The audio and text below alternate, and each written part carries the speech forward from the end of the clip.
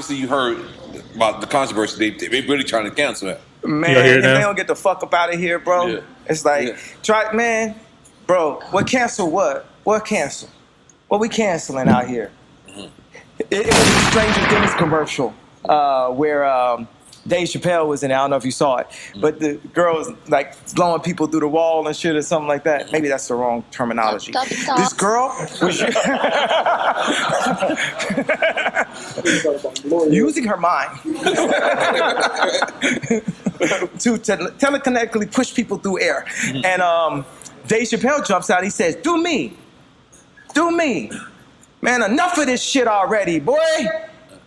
Y'all just wait till someone ain't affecting the stock and y'all just take them out one by one to impose fear on anybody with freedom of thought. Well, I smack the shit out you when I see. Don't tell me what the fuck to do ever in your life, boy. None of y'all Hollywood plant-ass niggas tell none of us what we do. This our culture now. It's up. You can't cancel none of us. It's up, boy. And all of y'all scared niggas that's running around doing what these Hollywood niggas telling you to do, fuck y'all, man. It's up. Y'all either is about our culture that we grew up about, or you about yourself, selfish, scared-ass house niggas. So they canceling what? Oh, no.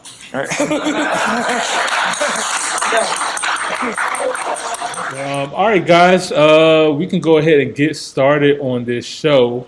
We opened up with a lot of things, but we can touch on Kanye West's Donda album real quick. He released the deluxe version this Sunday.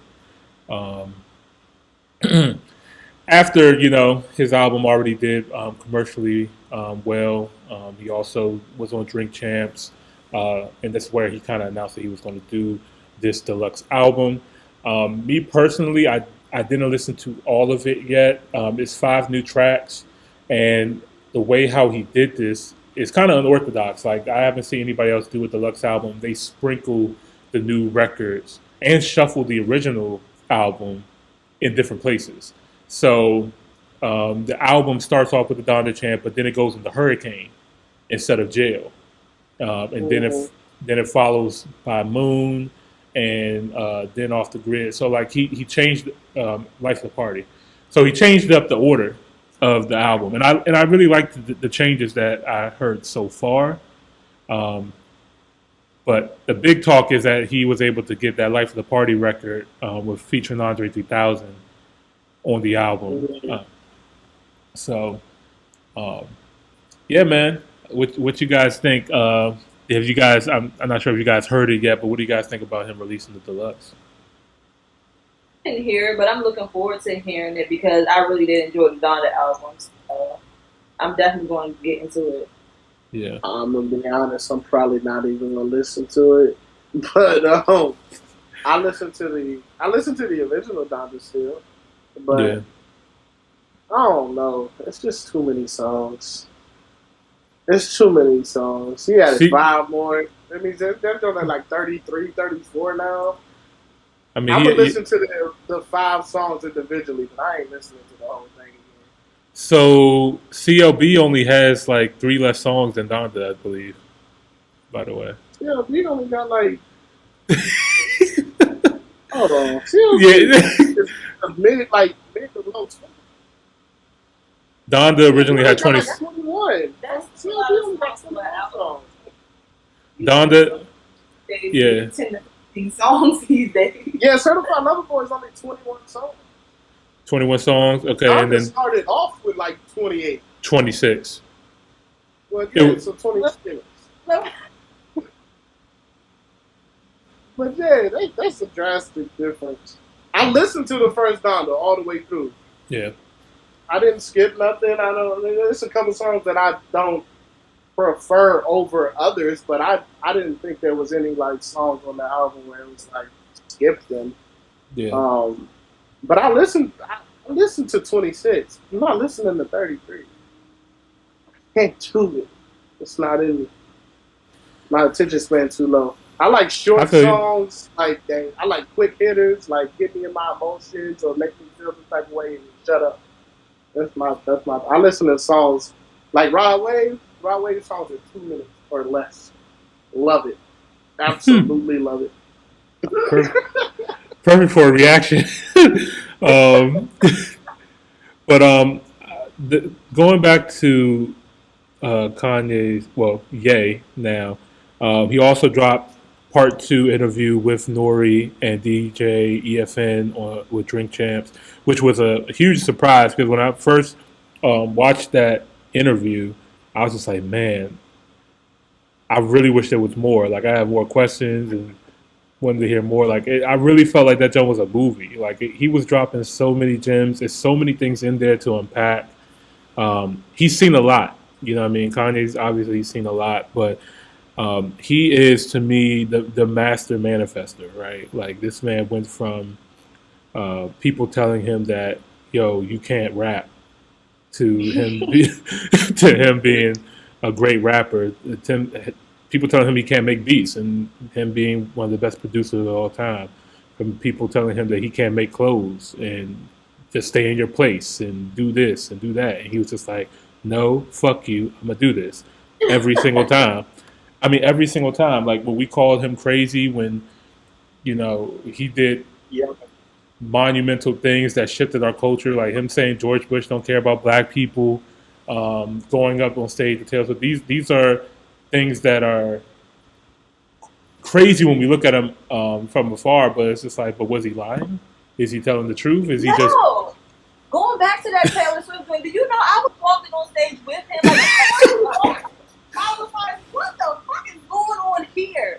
Like, I knew something wasn't right. When he did it, I was like, whoo! Like, somebody had to the weight was off my shoulder. Like, I felt like I needed to be up there. Like, I really felt like he's for all the people. Especially the only us. people that had any backlash to that was Taylor Swift fans. They were literally the only people saying something negative about it.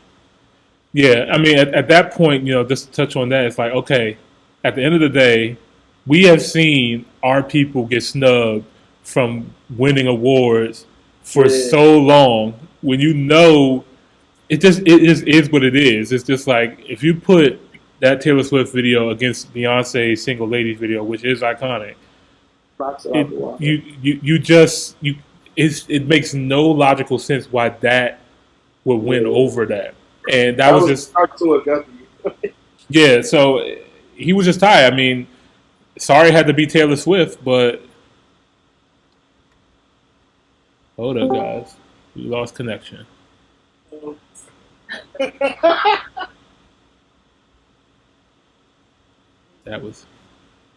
up, I lost you guys. Can you hear me?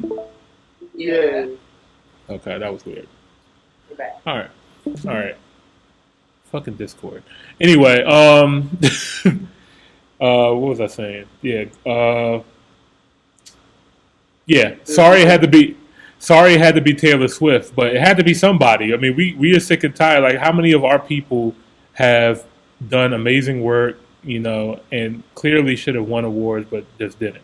You know what I mean? There's very few black artists who won Album of the Year. That's a very, very short list. I think it's just Outkast, Lauryn Hill, and I think one more person, if I'm not mistaken. Nas still doesn't. I think Nas just got his first Grammy last year or something like that. So yeah, I mean, it's just Good Kid, Mad City didn't get any album, get any awards. But anyway, we can go off of that shit. Ye was talking about Dave Chappelle, right? They asked him about Dave Chappelle and how they're trying to actively cancel him, and what does he feel about cancel culture. And Ye's response was just like, why can't we have an opinion, right? Like, you canceling people off of an opinion. Like, if you want us to come together and have a conversation, it starts with an opinion on both sides. You know what I mean? So that's what he was like, trying to just voicing his frustration. It's just like, how can you cancel Dave Chappelle and he's out here doing stuff for all kinds of people? He's not like necessarily trying to hurt anybody or harm anybody, or he's a comedian.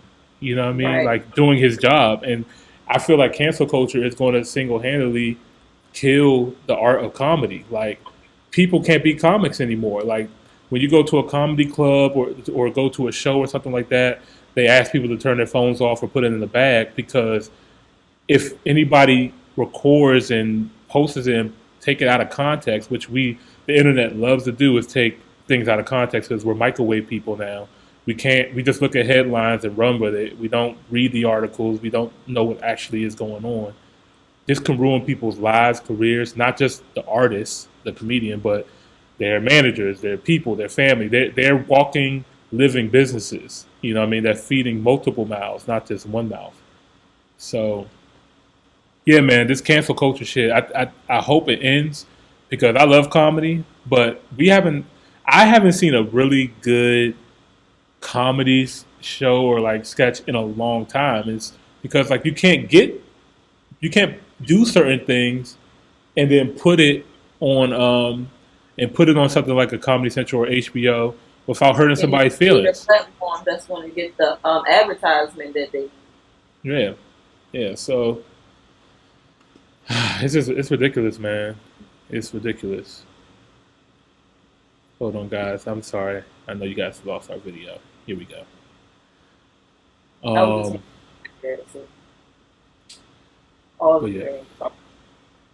But yeah. Do you guys have any thoughts on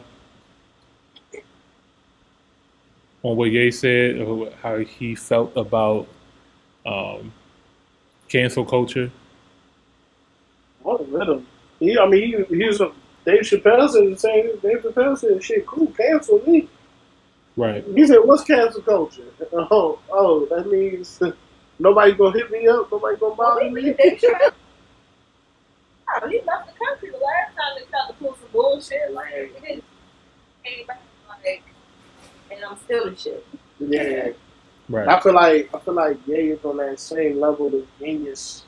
With like they on similar wavelengths with the level of genius that they are. Dave Chappelle is a genius too, and I feel like when you that level, you prepare for people to not agree with you, because you don't get to that level by having people agreeing with you all the time, or by always watching how you walk for people to not feel offended or anything like that. Like, it's bound to happen. Cancel culture doesn't say.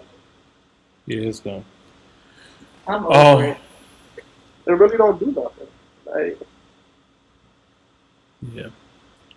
I think somebody said, I can't remember who it was, but somebody said cancel culture only exists if you accept it, or right. if you agree with it, or something like that. Like, if you completely ignore, if you're not on social media, or you ignore them completely, like, you're 9 times out of 10, that shit don't even affect you in real life. Unless it blocks a bag or an opportunity. I know recently with Dave Chappelle, this thing on topic here, he was trying to do an event at his high school, and they told him that he's not allowed to come. I know he also had a documentary that he wanted to release, but that nobody wanted to take a chance on it, so he had to independently release it to certain movie theaters and stuff like that. So it can seriously affect these people. I mean, we've seen. Look at what happened to the baby recently. You know what I mean? Him being taken off of every single music festival, concert. That's endorsement deals. Travis Scott. They're trying to cancel Travis Scott too. I mean, it's a wildfire that anybody can catch. You know what I mean? Like, one wrong mistake and that can be the end of your career and stuff like that. So, I think there should be a separation between cancel culture and accountability, though. I think right now they all balled up into one. It needs to be a separation. Like, everything that's a cry for accountability shouldn't be a cry for cancellation. Like, with the Travis Scott thing, there should be a cry for accountability, not a cry for cancellation. Because, like, it's a difference. That cancel culture stuff is like it's Twitter, right? That's where it lives. That's where it thrives. That's where it began. But accountability, like this real life shit that people need to be held accountable for. You know what I'm saying? And so they need to. I think that's the problem with all major movements when they get picked up by mainstream. Is they get derailed from their intended purpose. I don't know what cancel culture's intended initial purpose was, but it has derailed accountability and its crusade. You know what I'm saying? To cancel everybody for everything. Like people was getting canceled for shit that they said 20 years ago, as if nobody grows in 20 years. Time. Right. You know what I'm saying? I'm not the same person I was a year ago. Say again? I said I'm not the same person I was a year ago. You know what I'm saying? I'm different from a month ago. Yeah. I might have said something a month ago that get me canceled that I don't even believe no more. Yeah. Yeah, man. I remember. I think there's separation in the two, man. Because right now it's all balled up in one, and it's not even accomplishing anything positive. It's definitely not positive, man. I remember Kevin Hart when he was going through his thing. He finally, one of his dreams, one of his biggest goals that he ever wanted to do was to host the Oscars, and he finally got the gig. And then somebody went back into his Twitter like 10 years ago. It was a decade. Yeah, it was like a decade ago, and it was just like, oh my God, he was homophobic, and it was just like, bro, like he has done so many things within that 10 years in support of the LGBT community. I think his son is even gay, if I'm not mistaken. I could be wrong, but he's talked about it. Never mind. But never mind. I don't want them coming for me. Yeah, cause they gonna cancel you, man. Top Hill is no longer. It's like no. Yeah, so it's kind of it's weird, man. It's evil, man. Like who has the time to go back 10 years to search for somebody's tweets to derail them off of that? But anyway, I think Kanye was definitely right in his statement. You know what I mean? Even though he said it passionately.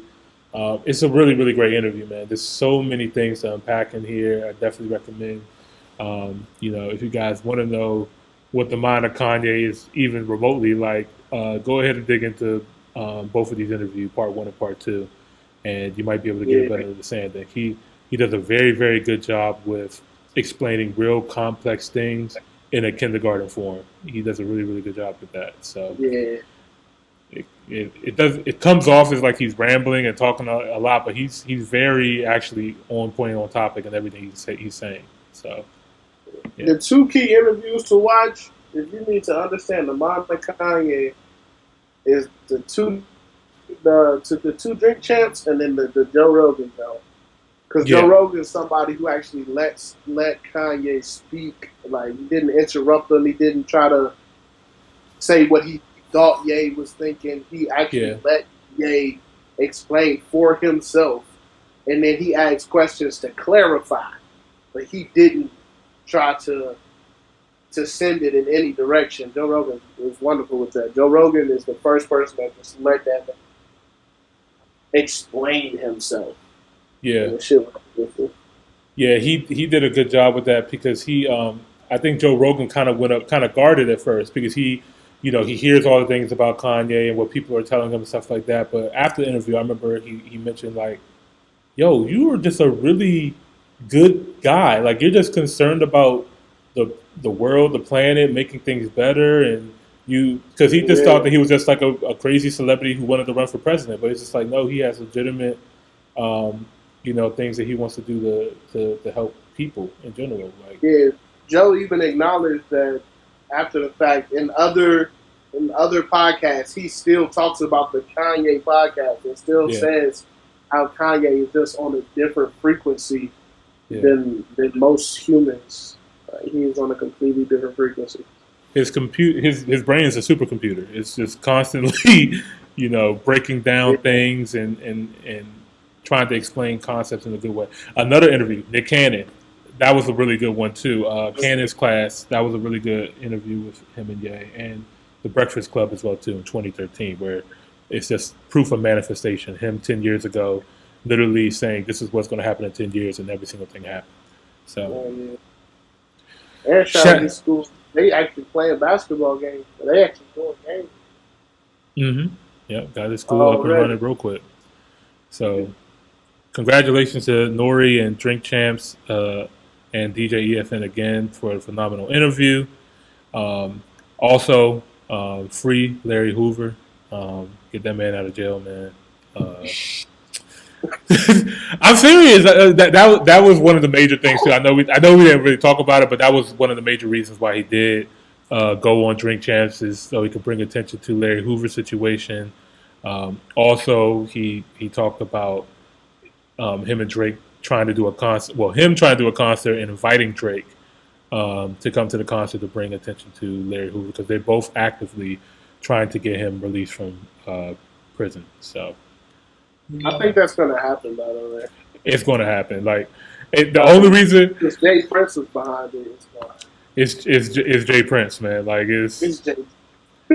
it's that's the only reason. Like if Kanye was just to go out and say that on his own, I'd be like, maybe not. But the fact that Jay Prince is there, it's like I'm willing to believe like it's already done. You know what I mean? Because Drake didn't have to tweet anything. He didn't have to post anything. He didn't. Yeah. You know what time it is. Like that's literally a text from Jay Prince. Like, yeah, it's right. Not a matter of fact. It's not a suggestion, nigga.